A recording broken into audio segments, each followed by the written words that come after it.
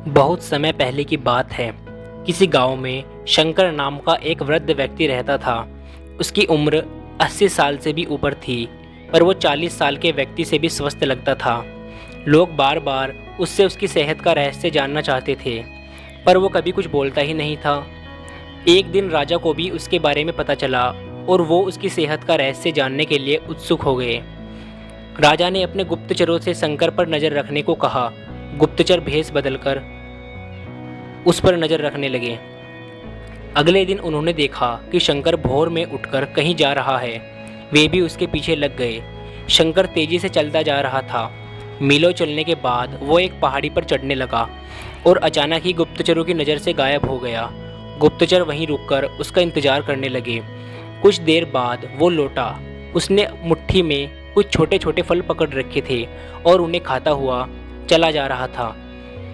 गुप्तचरों ने अंदाजा लगाया कि हो न हो शंकर इन्हीं रहस्यमय फलों को खाकर इतना स्वस्थ है। अगले दिन दरबार में उन्होंने राजा को सारा किस्सा कह सुनाया।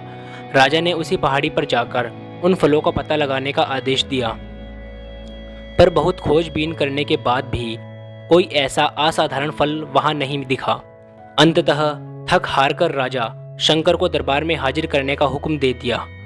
राजा, शंकर, इस उम्र में भी तुम्हारी इतनी अच्छी सेहत देखकर हम प्रसन्न हैं। बताओ, तुम्हारी सेहत का रहस्य क्या है? शंकर कुछ देर तक सोचता रहा और फिर बोला, महाराज, मैं रोज पहाड़ी पर जाकर एक रहस्यमय फल खाता हूँ। वही मेरी सेहत का रहस्य है। ठीक है, हमें भी वहाँ ले चलो और दिखाओ कौन सा फल है। सभी लोग पहाड़ी की ओर चल दिए। वहां पहुंचकर शंकर उन्हें एक बेर के पेड़ के पास ले गया और उसके फलों को दिखाते हुए बोले, हुजूर, यही वो फल है जिसे मैं रोज खाता हूँ। राजा क्रोधित होते हुए बोले, तुम हमें मूर्ख समझते हो। यह फल हर रोज हजारों लोग खाते हैं, पर सभी तुम्हारी तरह सेहतमंद क्यों नहीं हैं? शंकर विनम्रता से बोला, महाराज, हर रोज हजारों लोग जो फल खाते हैं वो बेर का फल होता है, पर मैं जो फल खाता हूँ वो सिर्फ बेर का फल नहीं होता, वो मेरी मेहनत का फल होता है। इसे खाने के लिए मैं रोज़ सुबह 10 मील पैदल चलता हूँ, जिससे मेरे शरीर की अच्छी वर्जिश हो जाती है और सुबह की स्वस्थ हवा मेरे लिए जड़ी बूटियों का काम करती है। बस यही मेरी सेहत का रहस्य है। राजा शंकर की बात समझ चुके थे। उन्होंने शंकर को स्वर्ण मुद्राएं देते हुए सम्मानित किया और अपनी प्रजा को भी शारीरिक श्रम करने की नसीहत दी।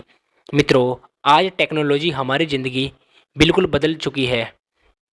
पहले हमें छोटे बड़े सभी कामों के लिए घर से निकलना ही पड़ता था, पर आज हम इंटरनेट के माध्यम से घर बैठे बैठे ही सारे काम कर लेते हैं।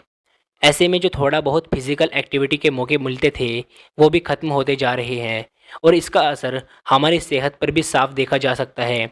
WHO के मुताबिक आज दुनिया में 20 साल से ऊपर 34% लोग ओवरवेट है और 11% ओबसेस है। ऐसे में ज़रूरी होता है कि हम अपनी सेहत का ध्यान रखें और रोज़मर्रा के जीवन में शारीरिक श्रम को महत्व दें।